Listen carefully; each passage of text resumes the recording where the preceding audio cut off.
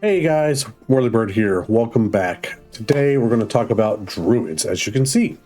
But more specifically, we're going to talk about the Circle of the Shepherd Druid because of the cool thing behind it. But Druids, as you can see, are stewards of nature. They hate necromancy. It's lore. It's in there. I just have this argument with people I play with all the time. But Druids do not like necromancy. It feels icky. But Druids themselves are great classes to make in D&D. You can have them as fighters. You can have them as healers. You can have them as utility players. Depending on what type of Druid you build, sometimes they could be the tank. But more specifically, I want to talk. But yeah, so we'll scroll down here a little bit. Look at some of the stuff they can. Oh, lordy. All right. Creating a druid, you want to do quick build. You want wisdom to be your first, as always, because that's your spellcasting modifier. And then constitution. It's always good to look at the quick build here on DNDBeyond to give you the, hey, I'm gonna make this. What should I focus on for my first two stats? After that, I would highly recommend Druid RPG bots. Very similar to what I pointed out in a previous video of Cleric RPG bot. But that being said, you can go there and Druids can do things that other classes can't. Wild shape. It is so much fun.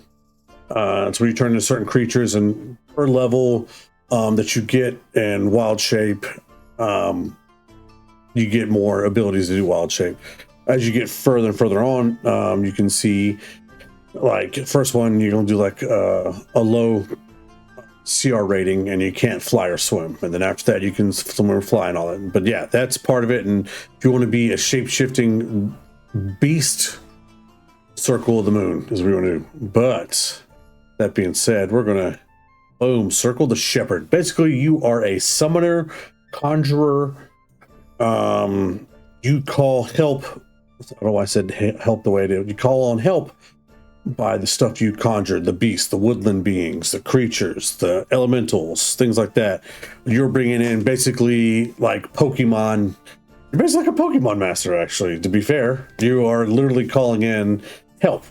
And you first start off, you get, at second level, you get Speech of the Woods and Spirit Totem. And your Spirit Totems are pretty dope. They're little totems you drop down that help out the group. You get, and the Mighty Summoner is a great feature. You get level 6. So Spirit Totems, scroll down a little bit here. You get Bear, Hawk, and Unicorn. Bear is basically, you get temporary hit points. It's to help out the tank, like Bear Totem for Barbarian, makes you stronger. Hawk, Wisdom, Perception, because they're keen eyes. Unicorn helps out with healing. It's pretty dope if you're going to do that as a healer. But this is where it gets fun. You get the Mighty Summoner at level 6.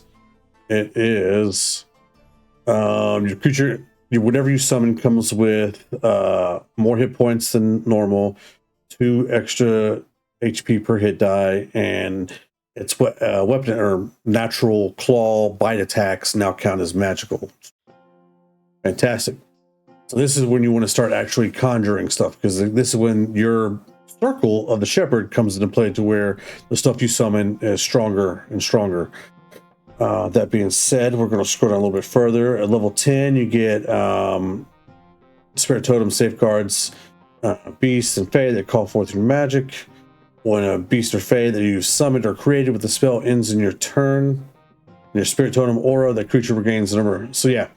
So now the stuff you summon gets life from your totems, which is Faithful Summons at 14. This is where it gets crazy. If you're reduced to 0 hit points when you're knocked out, because when you play D&D, you don't die first. You get knocked unconscious to 0 hit points, and then you do death saving rolls. Let's see, you immediately gain the benefits of conjure animals. This is where it casts at 9 level spell slots. It summons beasts of your choice that are challenge rating 2 or lower, and the beasts appear within 20 feet of you. If they receive no commands from you, they protect you from harm until to attack your foes. Fantastic. Basically, you get knocked out, boom, you get to choose a beast or creature, and it shows up to stand over you like a guard dog. It's pretty freaking cool. That being said, if any of you grew up in the 80s and 90s and watched Transformers, either Soundwave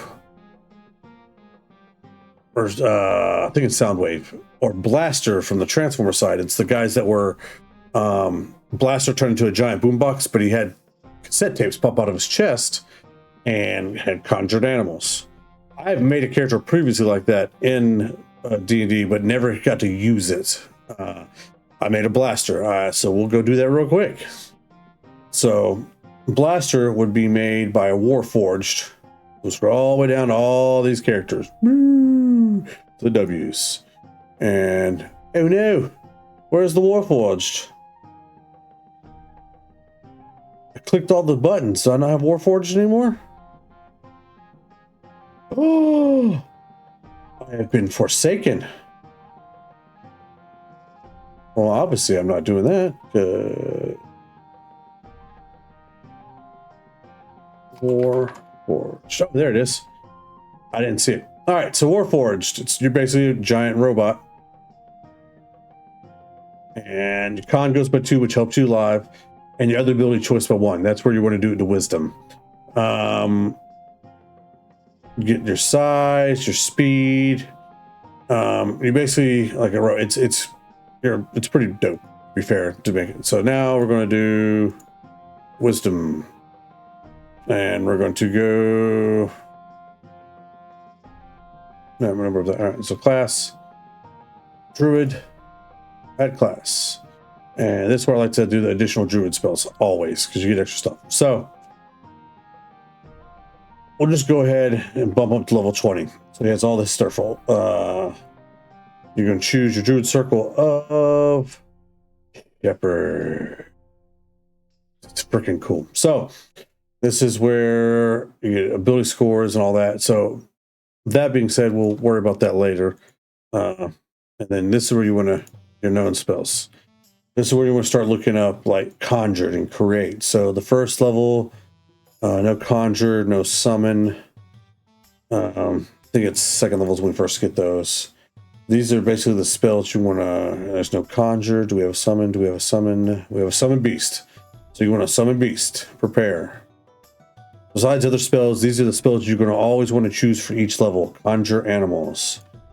And you can change out spells each time you level, but you basically want to do all the summoning and summon Fae. I missed that. There we go. Go through these real quick, y'all. Conjure. Scroll down to S. Summon. 5th. Conjure. Summon Draconic Spirits. Conjure Fae. No summon. All right. Just go through these real quick with y'all. FPR. Nope. No there. Is it 8? Sunburst. And 9th. All right. So. New abilities. I'm just going to do standard array real quick. Wisdom number 1. Con number 2. Dex number 3. You don't need strength, so that can be your strength, and charisma can be your dump stats. All right, there we go. Background, or do hermits because that's one of the quick and easy. There you go. Equipment. Or just do gold. There you go. All right. So now we'll do this right here. We'll go look at the character sheet. All right. So on here at level 20, your spells, your main spells are basically. Let's keep going with that. So you want all the summons and conjuring because.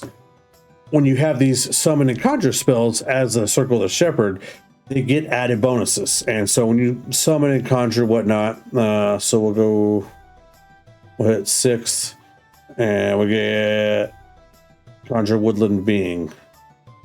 So when you pull up here, you could get these one fake creature or challenge. You can summon them at GM discretion, and then these are the CR ratings. So When you do that, you do say you're going to conjure a sea hag. This is why I love this, by the way. So you go to extras, you're going to manage extras, and it's going to load up. You're going to choose a category, summoned or conjured. Summoned is basically the same thing as conjure. So you go summoned, and then you'll type it in, sea hag. And so you'll add. Boom. And now when you go to play, your sea hag. And then what you'll do is you will add, customize. You can change the hit points to the feature of which you have, which is Circle the Shepherd. Or is it Mighty Summoner? Speech of the Woods, Spellcasting, Spirit Totem, Mighty Summoner. Beast or Fae you conjure appears with more HP, 2 extra HP per hit dice. So 7 hit dice. So 7 times 2 is 14. So you would add 14 hit points. Oh,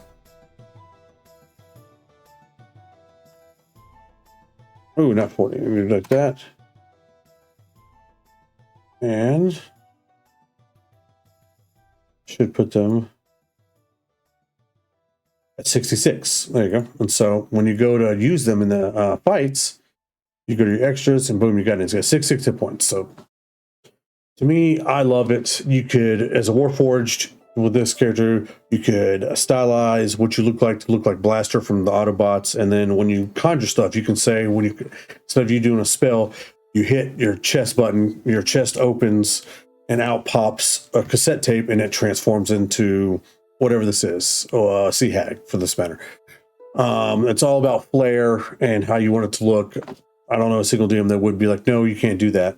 But yeah, it's one of my favorite Druid classes to play. Actually, when I do play Druid, this is typically what I do play. It's just so much fun for me. Usually I play as a dwarf because that's my main thing. But yeah, it's great to play as a Circle of Shepherd Druid because you turn into a great utilitarian, utility-like player slash attacker. Because once you summon it, it fights for you, and you're sitting in a battle like Pokemon Master as well. So if you want to be a Pokemon Master like Ash Ketchum, boom, do a variant human and do conjure woodland beings and do a giant rat, and that's Pikachu basically. And you drop down totems as well to help with hit points, whether it's to give you extra hit points or to heal you or to help with your, wisdom saves and things like that. So, and you get advantage on attack rolls as well. So it all depends on what you want to use those for and what kind of summoning and conjuring you want to do. You want to do one of those and summon as much as you want. You only summon like 1 or 2 per battle, because usually battles don't last long, and you want to use your other spells for possibly healing or attacking yourself, because they will attack on your go, but you don't want to, when it gets your turn, you want just your conjured or summoned creature to do the work for you. You want to help out in some form of way, whether healing or attacking. All in all, it's fantastic. It's a lot of fun. And this particular build and this circle, I highly recommend it. And as always, thank you guys for hanging out. And I'll catch you again on another fun D&D description of subclasses. Take care, y'all.